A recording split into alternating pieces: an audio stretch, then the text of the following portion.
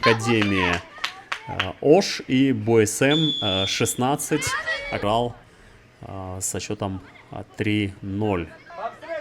Тоже разгромный счет.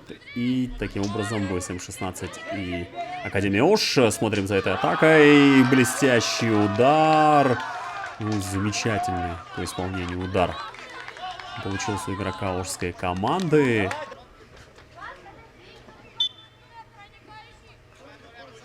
Разбег. Удар и спасает ворота. Пор как кыргызстанцы забили.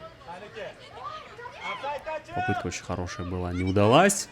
Положения вне игры не было. И хороший... С мячом гости. А вот здесь опасно. Будет забивать игрок БСМ 16. Так и происходит. Провал в центре обороны ошской команды. И БСМ сравнивает счет. Мяча представитель Академии. Пас вперед. Вот отсюда четко видно, что 3 центральных защитника играет Академия. Да, что-то здесь не поделили игроки.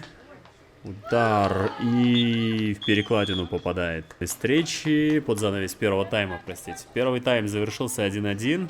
Пропустили 2. И с этим счетом они прошли дальнейший этап. Давайте досмотрим этот эпизод. Хороший удар попадает в перекладину. Все-таки мы, друзья, наблюдаем матч через линзу. Удар хороший. И подсказку от своего тренера Сарварбека Хайриева. Удар. Здесь шансов нет для центральных нападающих или атакующих полузащитников центральной линии.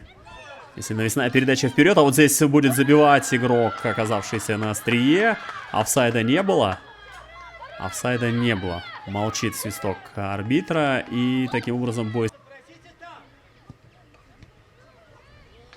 Вот так вот. Ошибка от вратаря. Дальний удар. И сам же исправляет собственную ошибку. Нет, никто не подсказал. Таким образом, команда Академия имени Момунова, город Ош,